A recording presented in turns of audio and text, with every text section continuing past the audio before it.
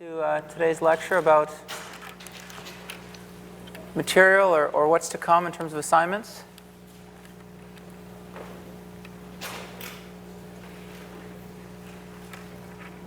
Okay. So today we're going to talk about coordinate descent. It's one of the topics that I kind of personally like a lot, so I'm excited about it. It's also something that's become extremely popular, like ADMM, like the method we learned last time. It's something that's become extremely popular as of late, so it's a very current topic. So just to remind you what we did last time, we talked about dual methods, which might operate on a problem that has this form. Minimize some function f of x subject to ax equals b. We saw that we could also handle inequality constraints in other forms, but this is probably the easiest one to remember. And the idea behind our lecture last time was, suppose we wanted to apply something like subgradient method or gradient ascent to the dual of this problem, but we didn't know the conjugate in closed form, or we didn't want to bother actually deriving it. Well, we saw that we could actually repeat the following two steps, where we choose some initial guess, u0. That's going to be our initial guess for the dual point. And we're going to first find a primal iterate, xk, that minimizes the Lagrangian when evaluated at the current dual estimate, which is uk minus 1. Once we find that, we're going to then make a dual update of this form. uk is equal to uk minus 1 plus a step size times the discrepancy in the constraint, axk minus 1 minus b. And we saw that we could interpret this exactly as doing something like gradient ascent or subgradient method on the dual, because this quantity here is exactly giving us either a subgradient or gradient of the dual criterion, depending on whether or not this was unique, this point xk. Okay, so we derived that last time. And if you wanted to apply proximal dual ascent or accelerated dual ascent or whatever else, you could just do it as usual in this framework, because again, this is just serving as the gradient of the smooth part, or the subgradient. So the advantage was that this offered decomposability, in particular with respect to the first step. So if f split up as a function across blocks of variables, then so would this inner product between u and ax. And so this first step could decompose across blocks of variables. And that could be very advantageous if we have a large problem and we want to parallelize, say, this first step. And we couldn't do that in the primal because even if f split up across blocks of variables, this constraint tied them together. So the advantage of this was that we got separability or decomposability in the first step. The disadvantage was that it had poor convergence properties. And we didn't go into that in detail, but I just explained what that meant. Only under strong conditions do we actually get that these iterates xk approach even feasibility. Do they even have ax equals b in the limit? And moreover, only under strong conditions do they approach solutions. Okay, so if you're interested in more about that, then read the references from last time at the end. We saw that we could actually improve upon this by augmenting the Lagrangian. So we can think about it in two ways. One is that we just add a term to this step that looks like rho over 2 times ax minus b in the norm squared. That's also can be thought of as adding something to the original criterion function, the same term, rho over 2 ax minus b times the norm squared. That wouldn't change anything, wouldn't change the solution because ax is equal to b at the solution. But it can help with the convergence property that we mentioned just now. It'll actually imply that we have convergence in primal iterates under weaker conditions. And again, we didn't go into the details as to why that's true, but you can read about it in the references if you're interested. The disadvantage to that is that it ruins the decomposability in this first step. Okay, it smooths out the function in some sense by adding what looks like a strongly convex term, but it now disentangles all the variables together, and so this step is no longer decomposable across blocks if f were. ADMM is the idea that tries to combine the best of both worlds. So we would just perform blockwise minimization here. So we would minimize one block after another. even though it may not be separable, we would just do that anyways. And that's the 8mm algorithm. And under kind of very broad conditions, we get that that converges under weaker conditions than, say, the dual decomposition method. Okay, so 8mm is a very kind of powerful tool to have in your toolbox. In part, it's so powerful because it's very simple. When you write down an 8mm algorithm for many problems, it ends up being quite simple, when the alternatives could be quite complicated. Okay, today we're going to talk about coordinate descent, which, like 8mm, it's a very simple method. It's a very simple idea. Arguably even simpler than 8mm. And especially compared to the sophisticated methods we've seen so far, like, some of the interior point methods say, even some of the Newton method can become complicated with constraints, with equality constraints. Coordinate descent is a very simple approach. And we're going to motivate it by the following question. Let's suppose I give you a convex smooth function f, and I tell you that I'm at a point x, such that if I move along any coordinate axis, any amount, I cannot make the function any smaller. So I'm at the point x, and I add, let's say, delta times ei, right, where ei is the ith coordinate basis vector. So it just has a 1 in the ith component and 0 everywhere else. And I move along it direction an amount delta, where delta can be positive or negative. I know that no matter how I do that, I'm always bigger than or equal to f of x. Let's suppose that's true for all delta and for all coordinates I. So in other words, I'm at a coordinate-wise minimum, right? Any coordinate direction that I move along, I only make the function larger.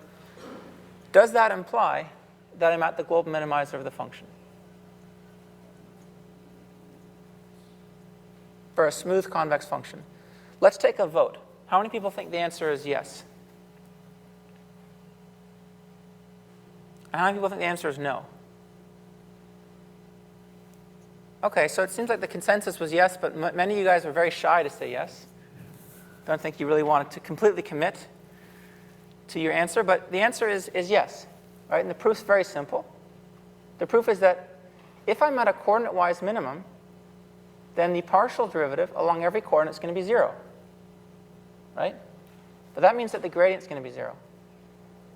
The function is a smooth convex function. Then, the existence of partial derivatives and gradients, we've already assumed that. And every partial derivative is 0, so the gradient is 0, so it's minimized at x. Right? So a very simple picture, if I have some smooth convex function in R2, and I just move along, x1, say at this point here, or move along x2 at this point here, if in either slice the function only gets bigger, then I've actually minimized the function. Okay, so that's a kind of a good start for motivating coordinate descent.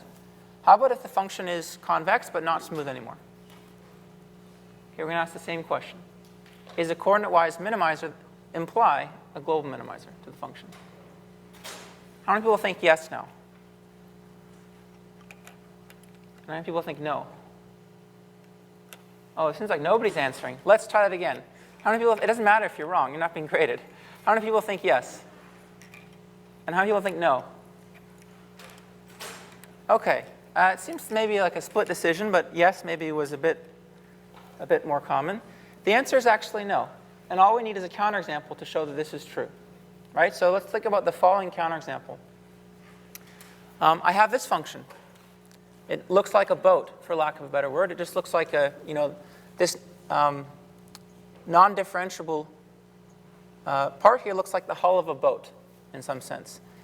And let's suppose I'm at some points here, right, that lies along this kind of non-differentiable manifold. Just pick a point here. And to think about the fact that it's a coordinate-wise minimizer, let's draw its contours. So all I've done is I've actually sliced this picture at many different heights. And I've drawn the contours here that result from that. And so the point that we're interested in, let's say it lies here, on the hull of the boat, right here. And here are the what it looks like in the contour plot. If I move along direction x1, you can see that actually I only reach higher and higher contours. So I can't make the function any smaller. So if I just slice this picture and move along x1, the function only gets bigger along x2 in this case, only gets bigger along x2. The same story is true for x1. If I go to this point and I move along x1, I only reach higher and higher contours. So if I move this way, I only kind of move up and up the boat. But if I move jointly in the direction x1 and x2, I can bring myself to the minimizer, which lies somewhere kind of in the center of the picture. Right, so here's an example for a non-differentiable convex function where a coordinate-wise minimizer does not imply that we have the global minimizer. Okay, so it seems like, at least so far, if we're going to seek a coordinate-wise minimizer with some strategy, which we haven't explained yet, it may not even work, depending on what properties the function satisfies. And now we're going to go with one last question, which is, what happens if I take a sum of functions, one that's smooth, we'll call it G, and then a bunch of convex functions, so G is smooth and convex, a bunch of convex functions, call them HI, but HI is separable in the sense that HI is only a function of xi. So it's non-smooth, it's convex, but it separates across coordinates. What do you guys think? Is it going to be, are we going to get that a coordinate-wise minimizer implies the global minimizer? Let's see how many people think yes. OK, now everyone raised their hand, because otherwise we probably wouldn't finish on this example. So an astute observation. But yeah, the answer is yes. And actually, the proof is very simple. First, let me just give you an idea of how these counterexamples disappear. So if I take the following picture, asking for it to be separable is, in a sense, rotating this so that the contours are aligned with the coordinate axis. So this problem goes away. So even if I had non-differentiability across both coordinate axes, which I'm allowing for here, you can see that at any one of these non-differentiability points here, I don't have a coordinate-wise minimizer anymore. Right? It's only here that I do. So what's the proof that this is the case? Well, let's just make a few very simple arguments that just stem from the properties you know about convexity and subgradients. You'll see that it actually follows directly. Let's suppose that I'm at such a point x. So x is a coordinate-wise minimizer.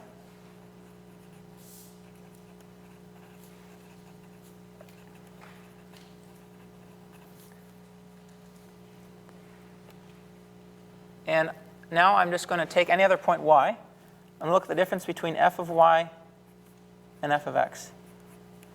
Remember, this is going to be g of y plus h of y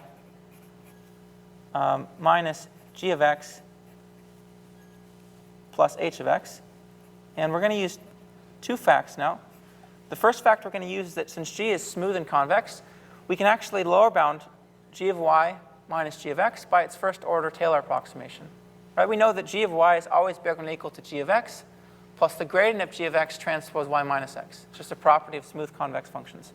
So let's take this difference and lower bound it, like I said, by the gradient of g of x transpose y minus x.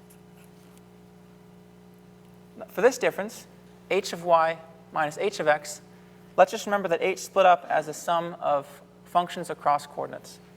So I'm just going to do hi xi minus hi yi. Okay? Now let's rearrange this in just a very simple way. This is an inner product, right, across components. So I can always incorporate that into the sum as follows. Just take the ith component of the gradient, which I'll write like this, times yi minus xi. Right? This is just exactly that sum. And I'll just include this term in the sum as well, plus h of xi minus hi of yi. And now, what is this? Well, I actually claim this is bigger than or equal to 0,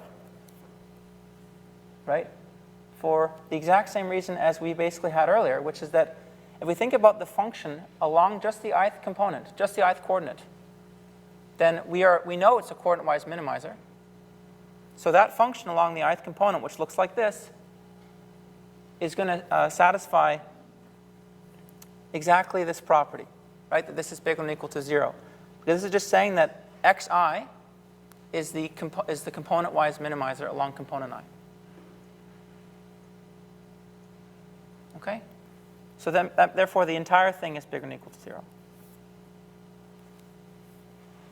Another way to see this, if you wanted to see this, is that think about this function along the ith coordinate axis and take a subgradient of fi, or f along the direction xi. And the condition that it's minimized at xi will exactly imply that this is bigger than or equal to 0 for all yi. It's another just way of phrasing that. Yeah. Yeah, sorry. That just was a typo.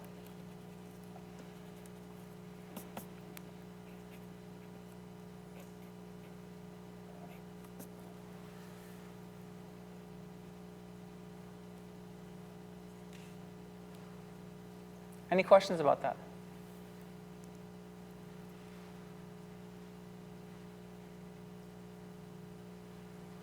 Okay. So what we've learned is that, in a sense, if we are interested in minimizing functions that are a sum of smooth plus separable functions, each of which is convex, then the existence of a coordinate-wise minimizer guarantees a global minimizer. So it seems to suggest that we can apply a strategy which just seeks the coordinate-wise minimizer and then terminates once we've done so. And that's a strategy we tend to call coordinate descent. And unfortunately, there's kind of a, I'd say there's not a standard in naming here. So some people call this coordinate-wise minimization. Some people call it coordinate descent. And we're going to just talk briefly later. There's actually a difference between what you might think about coordinate descent in the strict sense and what we're suggesting here.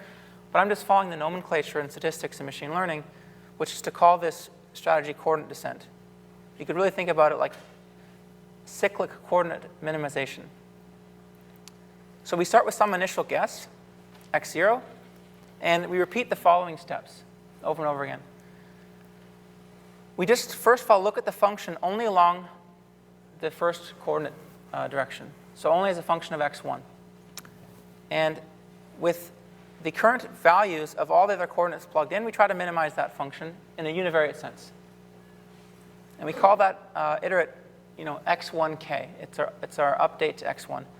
Then we do the same thing for the second iterate, except now we fix all but the second coordinate, and we minimize over that coordinate to get the updated value for the second coordinate, and so on and so forth until we get to the last coordinate, where we fix the function according to the first n-1 variables, we minimize over the last one. Then when we get to that step, we actually repeat. We go back and minimize with respect to the first coordinate, and we cycle through. So one cycle of coordinate descent would be a full set of n minimizations, but they're only univariate, right? So in many situations, we'll see this actually is, each of these minimizations can be quite cheap. So a full cycle of coordinate descent is n minimizations, univariate minimizations, and then we just repeat that over and over again. Now, what's a very important point? After we solve for, let's say x1, we have an updated value of x1. In the step for x2, we actually pass in the updated value for x1. So we're not using x1 at the previous iteration, at iteration k minus 1. We're using the most recent value for each component at every step of the minimization. So in a sense, the information is being fed forward, right? We're always carrying forward the most recent updates for the coordinates. That's called cyclic coordinate descent. So this is a very old idea, an optimization, although to be honest, it was largely ignored for many years. I don't think it was, is that fair, Javier? It wasn't really a topic that was, paid nearly as close attention to as, say, interior point methods, although it's a very, very old idea. And there's a bunch of papers and even books that cover kind of classic convergence analyses for coordinate descent, simply that it converges under mild conditions. One of the kind of more thorough treatments is given by Paul Sang, who's, I think, known in large part for his body of work on coordinate descent. who very sadly passed away a few years ago. He was very young, but he's a, really kind of the coordinate descent guru in some sense out of the optimization community. And he has a nice paper in 2001 that proves that if we have a function f that's smooth plus separable, and under some very mild conditions, like it has to attain its minimum, then any limit point of this, any limit point is going to be a minimizer of the function f. Right? So if we do this over and over again and we get some limit point of that sequence, then that's going to be a minimizer of the function f. Okay, and so just a few kind of maybe minor technical notes. How do we know that there's going to be a limit point? Well, we don't know there's going to be a limit point, but because under the assumption that this initial sublevel set is compact, we'll never leave that sublevel set because coordinate descent is a proper descent method. You can convince yourself that at every step we're only making the criterion value smaller and smaller. Right? It's a very simple inductive argument that would show that's true. And so we're never going to leave this initial compact set. So we have a sequence that's in a compact set, and it's going to have a subsequence that converges then, right? Just by kind of standard results in real analysis.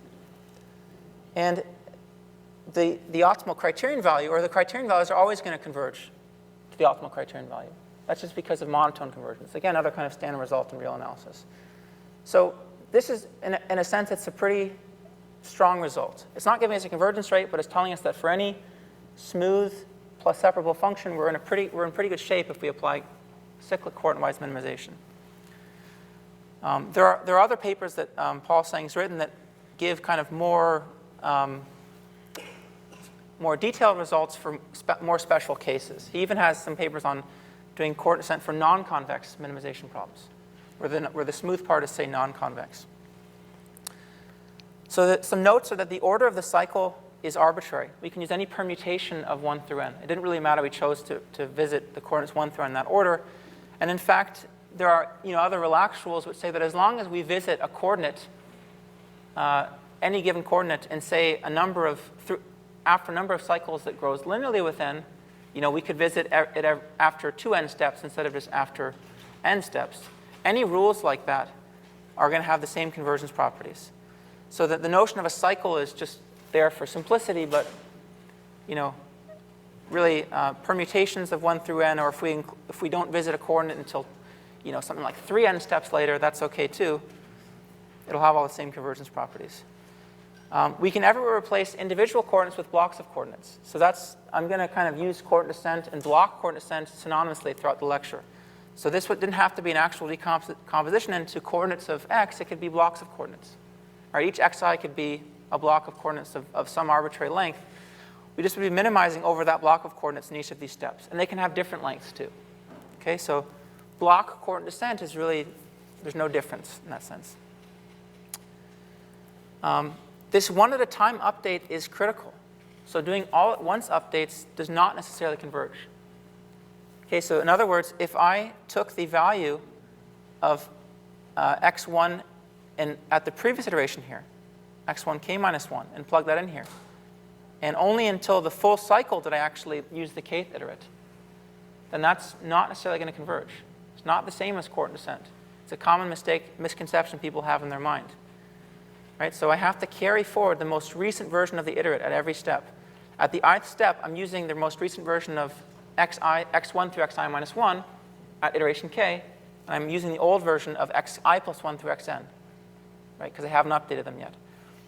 That's, in a sense, it's kind of too bad that I can't just use the old version at every step, right? Because if I could, then I could really, truly parallelize these steps. I could actually solve each of these in parallel. But according to this convergence result, we can't do that. We have to actually solve them in a proper sequence and feed forward the most recent value. Otherwise, it won't necessarily converge. An interesting kind of connection is that for solving a linear system, right? We talked about this very briefly in the numerical linear algebra lecture, but you would have seen this in other classes likely. This is exactly the difference between Gauss-Seidel and Jacobi methods. Right? So the Gauss-Seidel method for solving a linear system, it tries to satisfy that linear system along the ith coordinate at every step, cyclically, and it uses the most recent information at every step. The Jacobi method is the same thing, but it uses the information all from the previous cycle. It doesn't actually feed forward the most recent values. So the Jacobi method can be parallelized. The Gauss-Seidel method, kind of generally speaking, cannot. But it's the same idea. Gauss-Seidel is always going to converge, and Jacobi method is not necessarily going to converge. Okay? Any questions? Yeah? Does the convergence result require that every coordinate solution is exact or very precise, or can we just approximate, take a step forward? That's a very good question. So this one requires that the minimizations are exact. But we're going to talk about coordinate descent in a kind of more proper use of the word descent, where we only actually take a descent step in each direction, not necessarily a full minimization. And we'll see that that actually has its own set of convergence results as well. Do we also require that every variable from x1 to xn is minimized once? Because sometimes you get separability in the objective function, but every term involves maybe a bunch, like a few number of x's, but they're not completely separate. Yes, that's a good question. The answer is generally you need separability, otherwise not guaranteed convergence. There are many exceptions, and those exceptions require specific treatment of that problem. So support vector machines are actually one exception. Some of the earliest algorithms for support vector machines, which we'll go through in a few slides, do a block 2 coordinate minimization. So they minimize over 2 blocks of coordinates at a time. But the objective is not separable, the dual objective. But yeah, the answer is in general, you need separability. I mean, there are many examples of where a function that looks kind of innocuous because maybe only ties together variables in a very kind of minor way. Maybe one variable only ever depends on one other variable.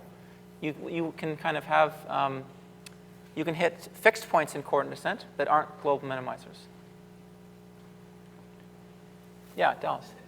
For the block coordinates, if there's multiple variables in one function, we can jointly minimize over all those variables. Yeah, so that's a good kind of clarification. So if the function is not separable in individual coordinates, but blocks of coordinates, you can still apply the same logic, as long as the blocks actually separate. But you're going to have to actually minimize over the whole block.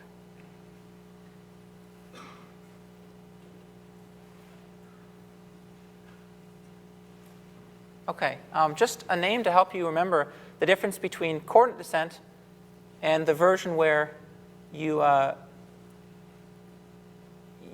don't update the most recent coordinate at a time, but you just kind of perform one cycle, ignoring the fact that you updated x1, et cetera, and then you only update the next step.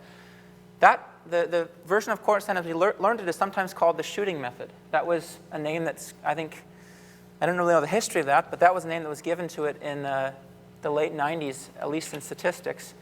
And there have been recent attempts to derive coordinate descent approaches that actually can be parallelized in the sense that they don't need to feed forward the most recent information. Each of these can be done in parallel with the old version. Those are called shotgun methods sometimes. The difference between maybe kind of, I'm not sure what the actual proper analogy here is, but think about the shotgun method just kind of does it all at once. Right? And shooting method goes for each coordinate-wise minimization in sequence. So you'll find some recent papers in the last couple of years that try to actually develop versions of coordinate descent that can be parallelized in special situations. Though in general, as we said here, shotgun schemes, if you wish, are not necessarily going to converge. So let's go through some examples so that we see kind of concretely the strengths of coordinate descent. The first example we're going to treat is linear regression, right? We know what the answer is here. You think, why would I ever apply coordinate descent to solve a linear system? Well, believe it or not, some very large-scale linear system solvers actually perform updates that are kind of like this. They have, other kind of tricks to them, but they are based on ideas like randomized coordinate descent. And I have a reference at the end for such a paper that covers that. So let's think about just minimizing this smooth criterion, right? The least squares loss between y and x beta. And we're going to call the columns of x, x1 through xp. So we can think about this as, right, minimizing we can write it like this. Y minus the sum of xj beta j, j equals 1 to p. And that's going to help us when we apply coordinate-wise minimization, say, over coordinate j. So here I have on the slides, let's suppose we want to minimize over beta I with all others fixed.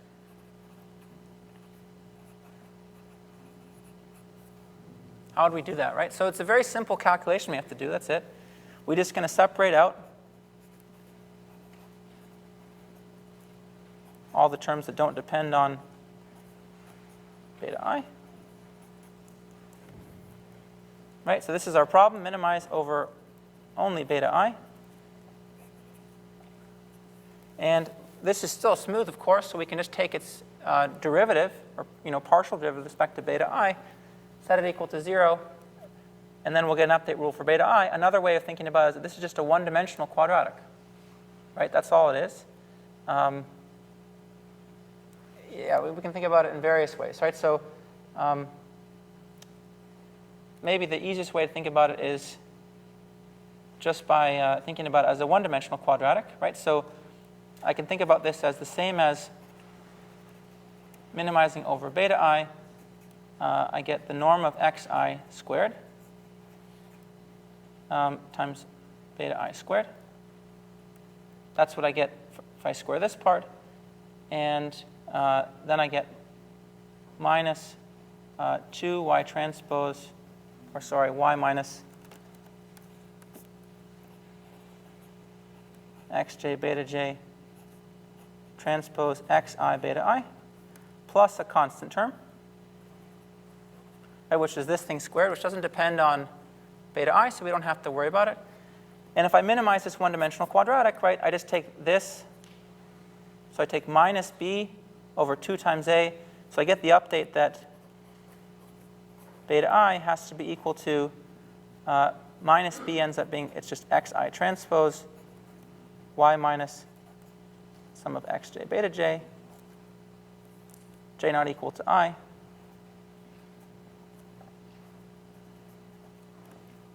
divided by the norm of xi squared. Okay, so simple calculation. I basically just take the residual and then do univariate regression on that residual. It's another way you can think about it, right? I'm just doing a univariate regression of xi on the residual. This is also kind of an interesting formula because we know that from classical statistics, one property of the joint regression coefficients is that if I ever seek the jth, or say the ith joint regression coefficient, I can actually project out all the other variables from y and all the other variables from xi and do univariate regression of that projected out xi onto that projected out y, and that should give me the proper ith coefficient in the multiple linear regression of y on all of the x's. And this formula is seeking that, right? It's just trying to project out, in a sense, all of the other variables before it performs univariate regression. So it's just trying to get to that. And so we repeat this update, right, for I equals 1 through p, I equals 1 through p, I equals 1 through p, etc. So let's just do a very simple comparison. This is something I just did. Very simple simulation of coordinate descent versus gradient descent.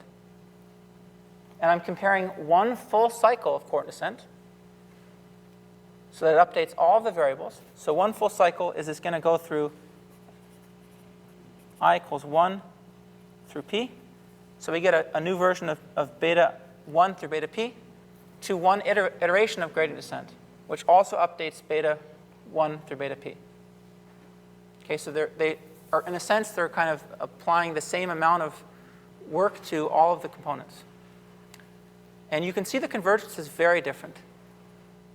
Right? This is gradient descent over, I think I ran 100 instances, and I just plotted all of the instances here of their the difference between the criterion at the kth iteration and the optimal criterion value across the steps, number of steps they take. So again, this is the number of cycles taken by coordinate descent. Coordinate descent's in blue, gradient descent's in red, and you can see that I mean, every instance of coordinate descent was much faster than every instance of gradient descent. There was no instances that were even close, and these are the average convergence curves. They're very far from each other.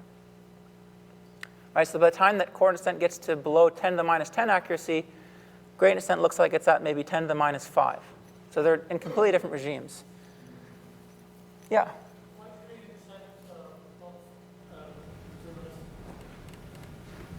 Oh, sorry. So what I did was I generated different instances of the data, y and x, 100 times. It's a deterministic algorithm that's being applied. Yeah, good question. 100 different problems, yeah. Is this batch gradient descent rather than stochastic? Yeah, good question. It is batch gradient descent, yeah.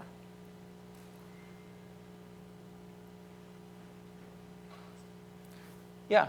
So how is this different from the stochastic gradient descent that we did before? Yeah, it's a very good question. So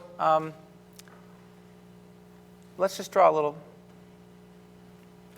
I want to come back to this this slide still, but let's just take a kind of a brief detour and think about the difference between a stochastic method and coordinate descent.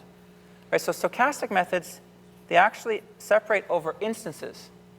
Right. So in a stochastic method, I have something that looks like this. I want to minimize this.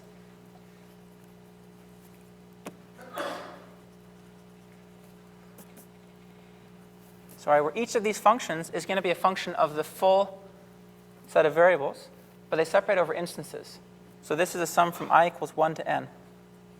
And so for linear regression,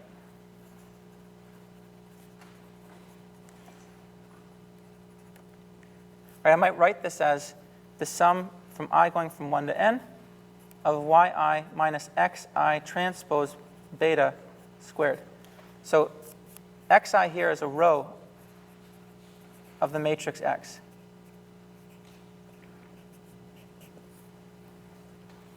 Right, so in stochastic gradient descent, or say block stochastic or mini batch or whatever variant you want, we pick only some of the instances over which to perform a gradient step. But the gradient step is still performed with respect to all components of the optimization variable. For coordinate descent, right, so this is something like, we'll call it incremental gradient. For coordinate descent, it's actually not the instances that we care about. It's the decomposition of the variables themselves, the optimization variable itself. So the easiest way to write it is maybe to keep the norm there. So this is the exact same problem. I'm not changing anything. Just expressing the loss in two different ways. This is a column of x.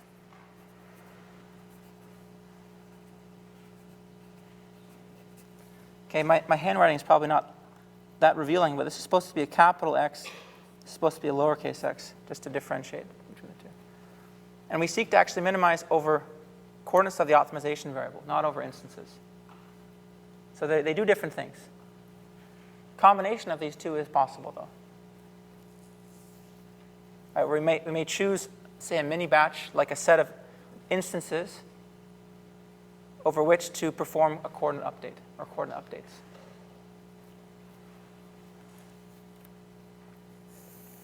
Good question. Hopefully that's clear. Yeah. Can we think of coordinate descent as the simplified ADMM version? Simplified. ADMM, where you don't have a constraint for the second step of the Yes, I think it's a very good question. So both ADMM and coordinate descent, in a sense, perform blockwise minimization. The difference is that ADMM, it has a dual variable because it has a constraint, and so it kind of incorporates that in minimizing the Lagrangian instead of just the criterion. You could think about coordinate descent as a version of ADMM without constraints, although the analyses that are performed to analyze each are very different. So yeah, it's a very good question. In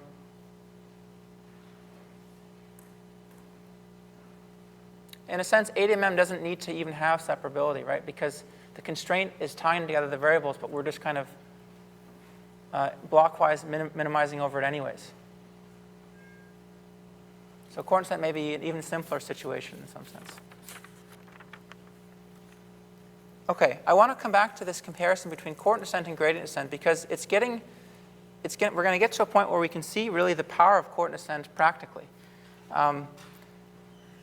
No one scoffed at this comparison, maybe because half the slide was giving away the answer, but you know, if I didn't write this down and you didn't happen to look at it, you may have objected to me comparing one cycle of coordinate descent to one iteration of gradient descent, because it may seem like they actually have different computational costs.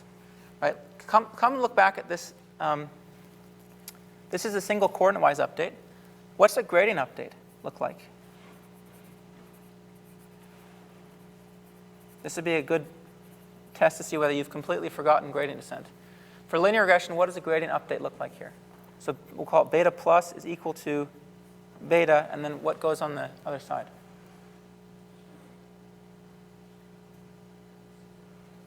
Let's suppose the step size, I'll just call it t. So minus t times the gradient. The gradient is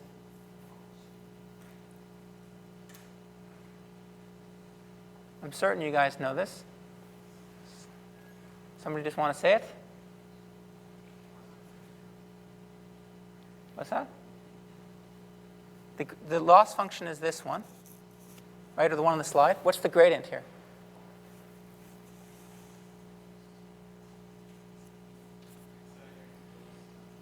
Yeah, it's x transpose, say, y minus x beta. This is the gradient is minus this, right? Just the gradient of a quadratic, of least squares loss, a quadratic form.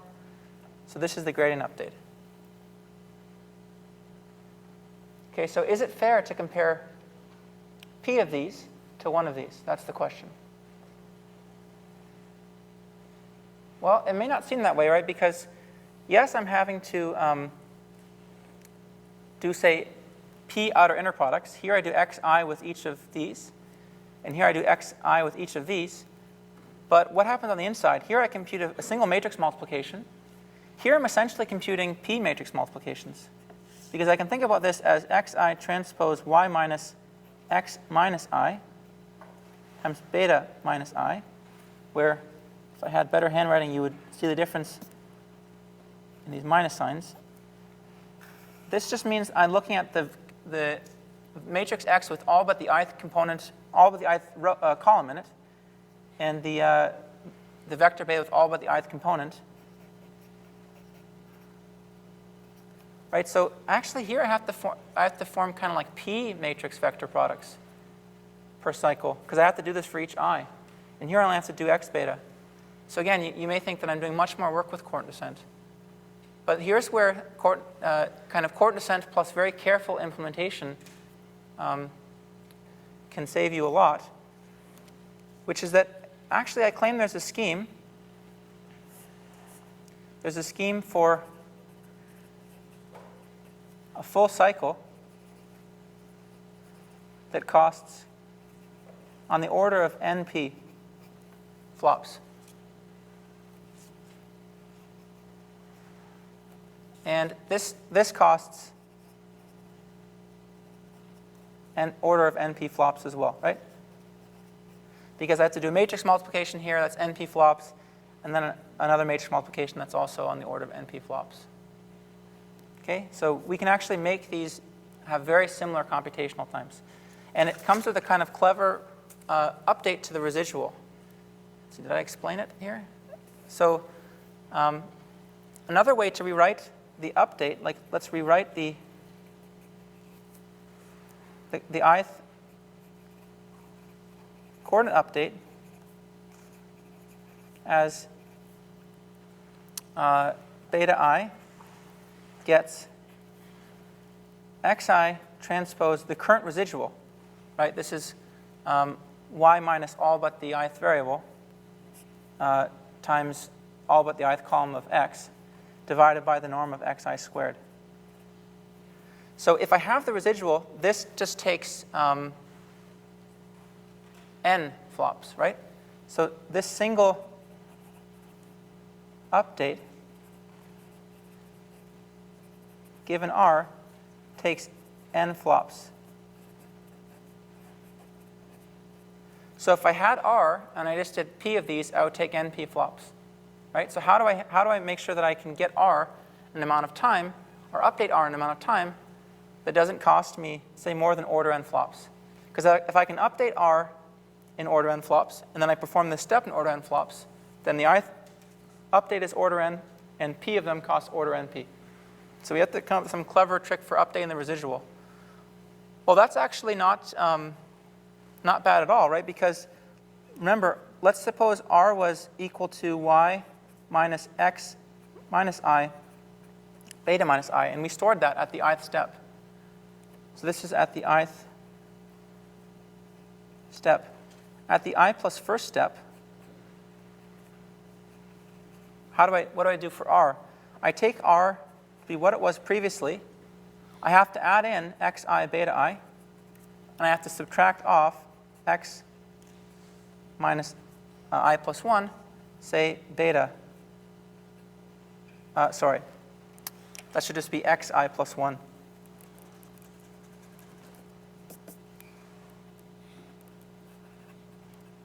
Beta I plus 1. Right? So we're adding back in the ith product of xi and beta I, and then we're taking out x minus I plus 1 and beta I plus 1. So this update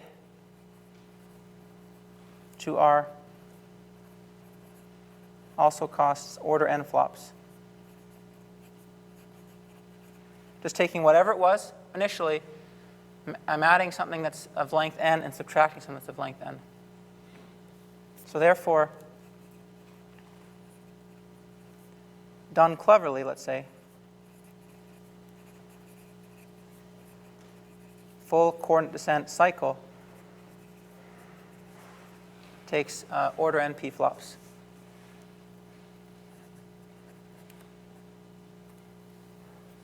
Okay, so when you look at coordinate descent implementations in practice, they all hinge on ideas like this, right? There's a lot of information shared across updates to coordinate descent, so we try to utilize that information in the smartest way possible to save computational time.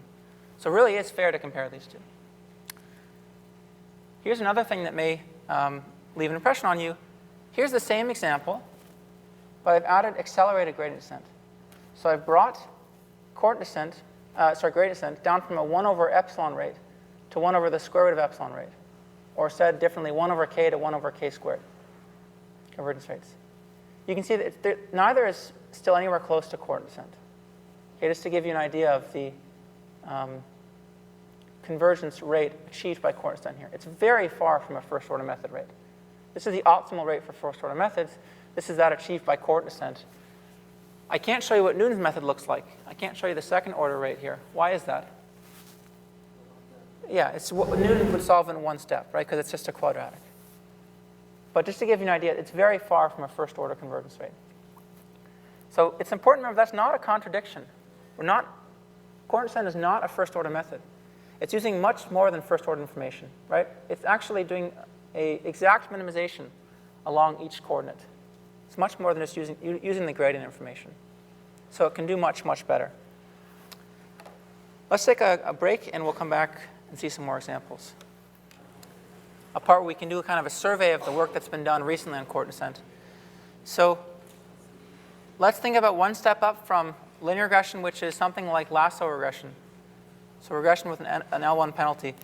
So this guy, right, you might have laughed that we were doing coordinate descent, like I said, because we have a closed form solution for the S. We have a closed form for the solution here, but lasso we don't, right? We know that. We have to run, say, proximal gradient. We could turn this into a method that we could apply an interior point method to. We could do one of many things here. Coordinate descent is still very, very simple. Still a very simple method. And it's only a step up from linear regression. Look back at the form of this update. The only difference between what we do when we have linear regression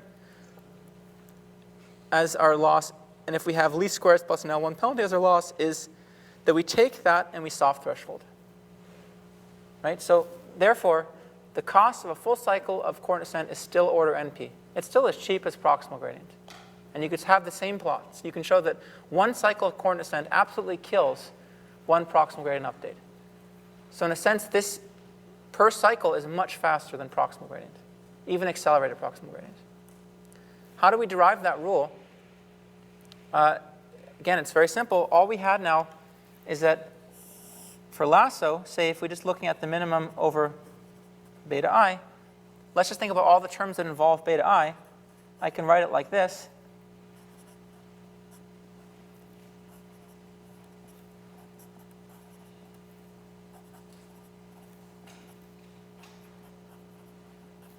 I've thrown out all the other terms in the penalty that don't depend on beta I, because we're minimizing over beta I, right?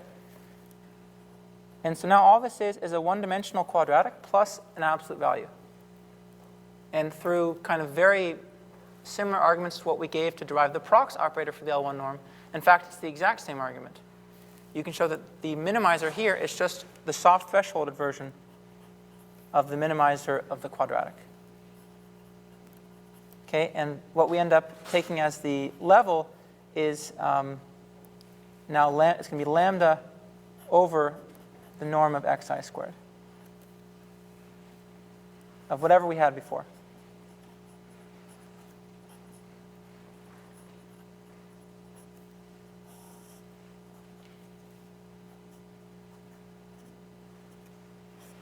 Okay, so all we have to think about is essentially a univariate minimization problem that's one-dimensional quadratic plus an absolute value. If you take the subgradient and set it equal to 0, for example, you'd see immediately that the answer is take the minimizer of the quadratic and soft threshold it. Okay, so very, very simple algorithm for the lasso. And we'll come back to this. This is one of the most, it's one of the simplest and one of the most competitive methods for, say, L1 penalized regression, or L1 penalized estimation in general. Okay, because all we do is something followed by a soft threshold. That's something, if we're doing it properly, if we're doing it cleverly, takes only order n time, and therefore the whole iteration is order n time, and the whole cycle is order np. I also want to give you an example of a box-constrained regression problem. Right? It's a very, very simple method here as well. Instead of just soft thresholding, we're truncating, using a truncation operator here. So we're projecting onto the box. So you can think about this actually as projected coordinate descent in some sense. But you can also think about it in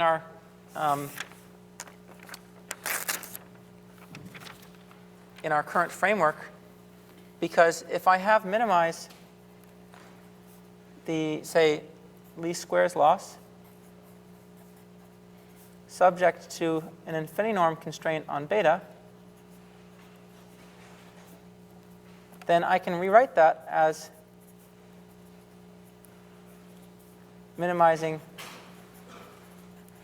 the least squares loss plus, I'm going to rewrite this as the indicator that the infinity norm is less than or equal to s. Right? But actually that indicator breaks up into a sum of indicators across each coordinate, I equals 1 through p. Right? Because if any one of the coordinates is bigger than s, this is going to be infinity. Otherwise, if they're all less than or equal to s in absolute value, this is 0. It's exactly the same as this. And this is smooth plus separable. This is hi of beta I. This is g of beta. So it fits into our framework.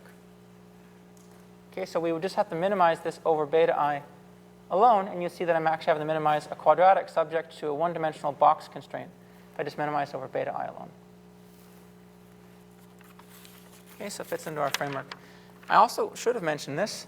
When we talked about lasso, let's just kind of be certain that we can apply coordinate descent to the lasso.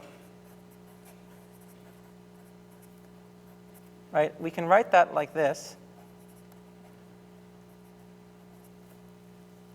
And this is going to be our g. I should have said this. And this is our hi of beta I.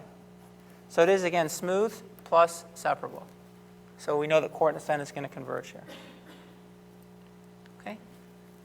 So B1 wary, though, of thinking that, because coordinate descent applies in one situation, it'll apply in a very similar one. What happens if I, instead of minimizing the penalized lasso problem, I minimize the constrained lasso problem? Wrote this like this, subject to the constraint that the one norm is less than or equal to S, some level S. Is that smooth plus separable anymore? So if you think about it, it's not. I can't write the indicator function of the L1 norm being less than or equal to S as a sum of indicator functions across components. I cannot do constrained lasso with coordinate descent. Okay, how about the box problem? Can I, instead of minimizing the constrained version of this problem, can I minimize the penalized version of this problem? Can I write this like this plus lambda times the L infinity norm of beta? I can't, right? Because the infinity norm of beta does not separate across components.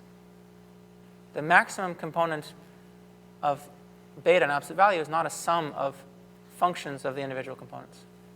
So I chose to give you these examples because they fit into the coordinate descent framework. Somewhat kind of maybe bizarrely, they're cousins, so the penalized version of this one and the constrained version of lasso, you can't apply coordinate descent to those. Right? We need smooth plus separable.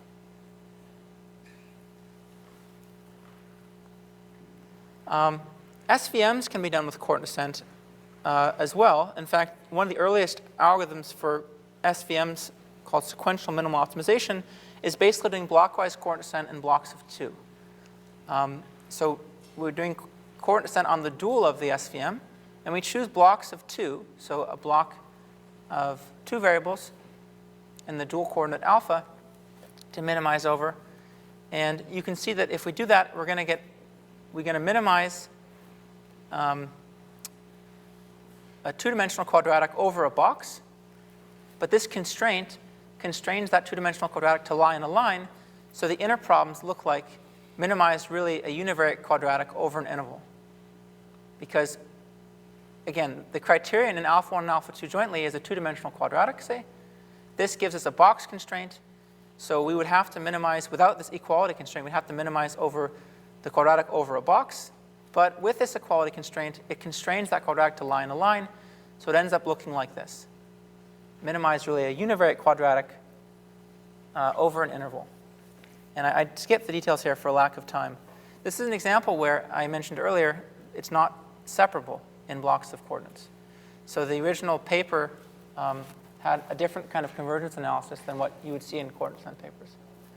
Now there are kind of many further developments in how we minimize SVMs with coordinate descent, and they don't really look like this anymore. So this was the first. I just wanted to acknowledge it because it was an early method for SVMs. If you want to look at a more recent paper, there's this, it's misspelled. It should be Hsiesh, H-S-I-E-S-H, that I linked in the references. So let me give you a brief history of coordinate descent and statistics in ML, just because it's kind of interesting. And then we'll go into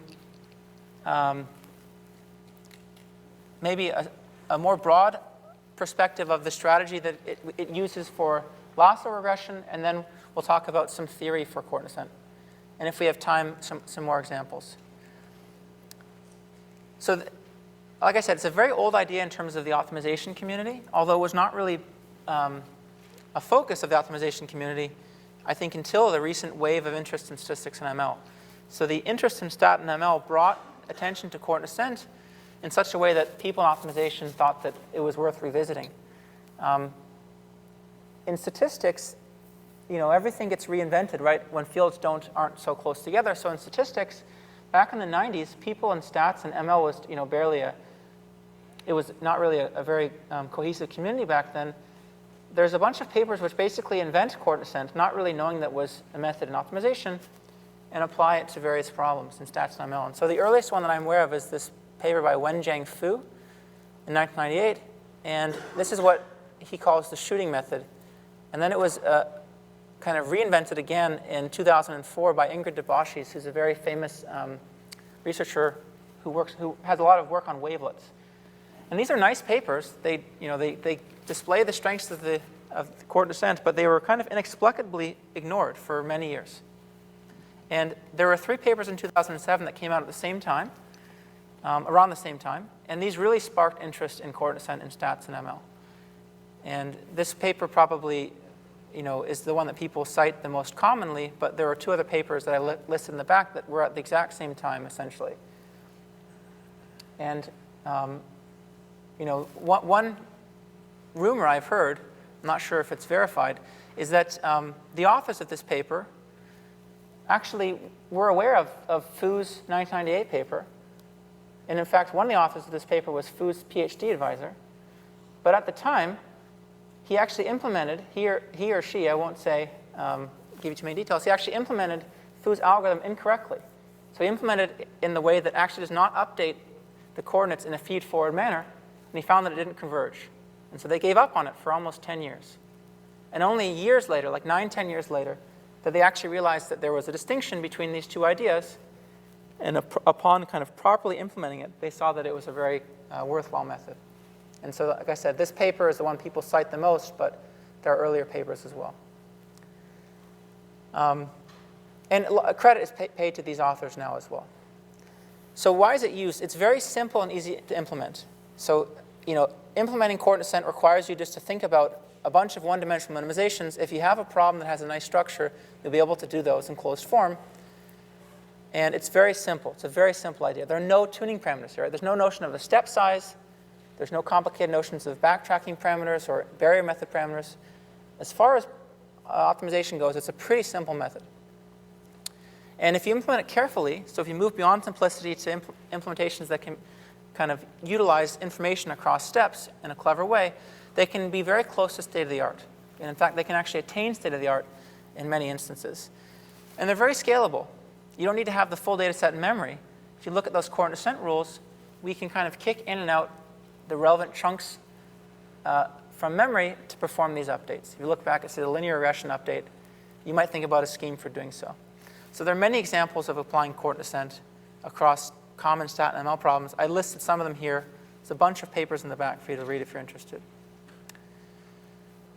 Let me briefly describe why coordinate descent can be so efficient for the lasso, aside from what you already saw. And this is really what's laid out in that Friedman paper in 2007, and then they have another paper in 2009 that gives more details. So it uses two kind of elements in its implementation to achieve a pretty fast speed in terms of the cost of each iteration and also the number of iterations required before conversions. The first is that it always uses a pathwise strategy. So even if you want a solution at some value of lambda, say lambda equals 10, these authors recommend, and they have software that's kind of widely used in R and MATLAB and in Fortran, that solves a sequence of problems with the last lambda value being equal to the one you wanted. So if you wanted the solution at lambda equals 10, they're going to solve the problem for much larger lambda values, and they're going to use the solutions to warm start the optimizations at smaller lambda values until they reach your lambda value. And that's done because these problems for larger lambda values can be solved much more quickly than they can for smaller lambda values. And so it ends up being actually efficient to solve more problems than needed just to get one solution at lambda. And the reason why they're more efficient, you can see from what they do explained here for each value of lambda, which is that they perform one coordinate cycle. So if you are interested in a solution at say, lambda 1, they perform one coordinate cycle, one sweep through the coordinates, and they see which variables have been thresholded to 0. And they actually just leave those alone, and they only look at the coordinates that remain away from 0, right? Because we know that one cycle of coordinate descent, it is going to put some variables exactly to 0 because of this soft thresholding operation. Everything that's not equal to 0 was called the active set. They only iterate over that active set until conversions. So if you have 10,000 variables, and at lambda 1, the first sweep eliminated 9,000 of them, then you have 1,000 left in the active set, and they iterate over that active set until conversions.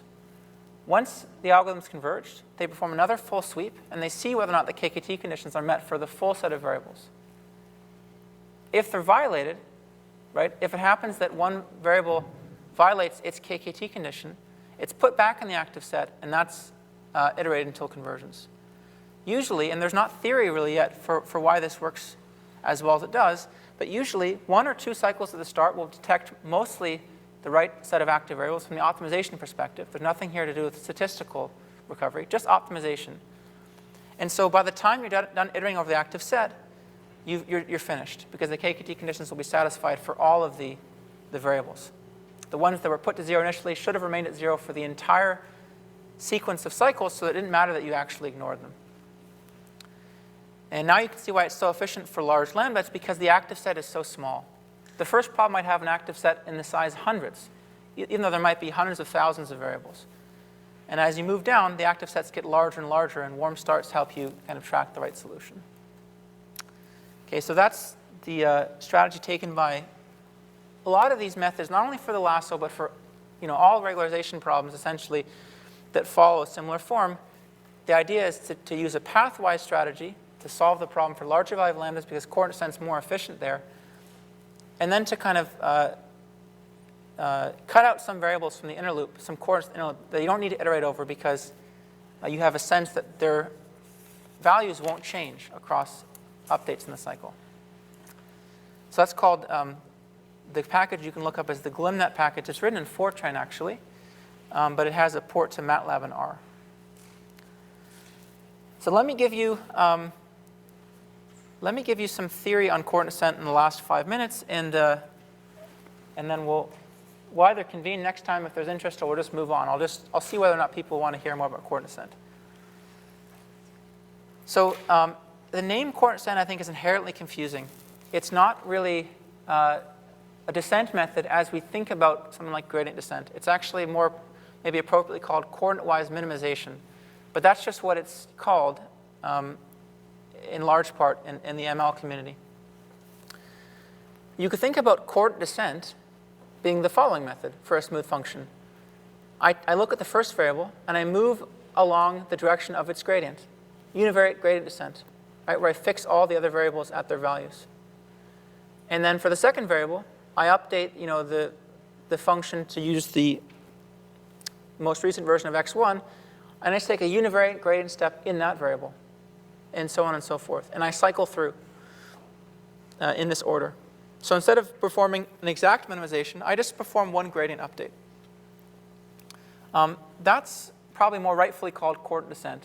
And now, from the optimization community, a lot of authors are calling this coordinate descent. And so there's a little bit of confusion if you read papers as to what method they're actually referring to.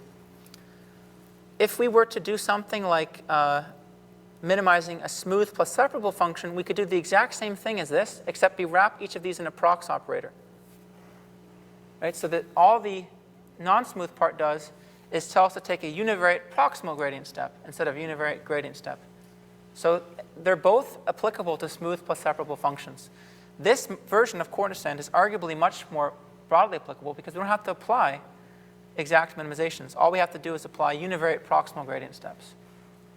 Okay, so it's more broadly applicable. You can guess that the former version we learned, the first one, is going to make more progress per step. It's actually performing an exact minimization across each step rather than just a proximal gradient update. So most of the theory on coordinate descent is actually on this method. It's much easier to analyze than exact coordinate-wise minimization. And that's the one, this is the theory I'll refer to in the next, in the last 5 minutes. Theory for exact cyclic coordinate-wise minimization is much more sparse. And in a sense, we would probably guess that the theory between these two methods should be very different, because exact minimization, coordinate-wise, is not a first-order method. Right? It's using much more information than a first-order method. We saw it crushing gradient descent and proximal gradient. This is a first-order method. It's using the gradient at each step. It's just using a single component of the gradient. Right? So we should probably expect the theory to be quite different between the two.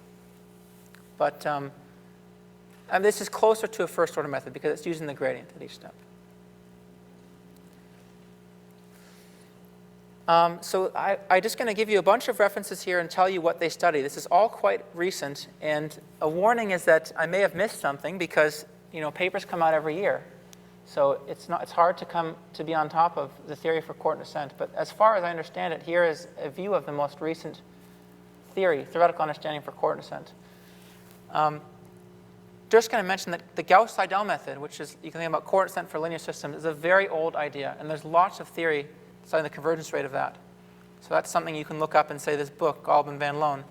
And Aditya Ramdas, who's a PhD student here in ML, a lot of you probably know Aditya, he was TA for this course last year, and actually kind of inspired by, I guess, some of the connections in coordinate descent that were mentioned in a lecture like this one. He wrote a paper on a modern twist at coordinate descent for linear systems. It's a very nice paper, so you can take a look at that one as well. In some sense, the theory for coordinate descent, as of late, starts with Nesterov, which is not too surprising considering that Nesterov's been so influential in other regards. So he has a 2010 paper that shows that for smooth functions, if you do this version of coordinate descent, you get essentially all the same guarantees as you would for gradient descent. Okay, so you have a 1 over epsilon rate if you have a Lipschitz gradient, and under strong convexity, you get a linear rate. The caveat, the catch, is that he is not able to analyze cyclic coordinate descent. He finds it too difficult, and he says in the introduction, he's not aware of this being a tractable method to analyze at all. And so he studies randomized coordinate descent, where instead of choosing the coordinates in a cyclic order, he actually randomly selects which coordinate to perform a coordinate update over. And this was an influential paper. It led to a bunch of follow-up work, all of which pretty much study randomized coordinate descent. Because, again, I think maybe influenced by Nesterov and also the fact that it's a lot easier to study, that's what these authors look at. So this paper by Richterich and I don't know how to pronounce his name, maybe Takak, extend these results to the proximal version. So show that proximal randomized coordinate descent essentially gives you the same convergence rates as you would get for proximal gradient descent. The study of cyclic coordinate descent is much more sparse. So I mentioned 2 papers here, but neither of which really do a very thorough treatment. I mean, I don't want to sound like I'm dumping on these papers. They're nice advances, but they are very far from a complete understanding of cyclic coordinate descent. The first one looks at functions that are smooth plus the L1 norm only. And it shows that in this setting, cyclic coordinate descent dominates gradient descent. So every iteration actually has better progress than gradient descent. Not only a better rate, but it strictly dominates gradient descent. However, the conditions that it puts on the smooth part G are very strange. So I don't know if you'd be able to apply it even to regression. The conditions are very strange ones that would have implications for the variables in your regression. This paper by Beck, and I'm having an even harder time pronouncing her name, Tetraashvili, studies cyclic coordinate descent for smooth functions. And it's much more general, but it does not apply to non-smooth functions. And they show kind of the standard things, right? Under Lipschitz gradient, it gets the usual rate. Under strong convexity, it gets the usual rate. But the study of cyclic coordinate descent for smooth plus separable functions, which is arguably the case we're interested in, has eluded people as of recently. And moreover, cyclic coordinate-wise minimization is just completely out of the picture in terms of our understanding. We think that exact minimization should perform a lot better than this version of coordinate descent, but these papers don't really pay homage to that. They don't make that distinction very clear. And it's rumored that there are some people in optimization who are dedicating a lot of effort to this right now, right, that this is a very kind of sought-after result. So just to give you an idea of the recent theory. That's it for the time today. If there's interest, we'll continue next time on coordinate descent. Otherwise, we'll move to, I think, proximal Newton next time.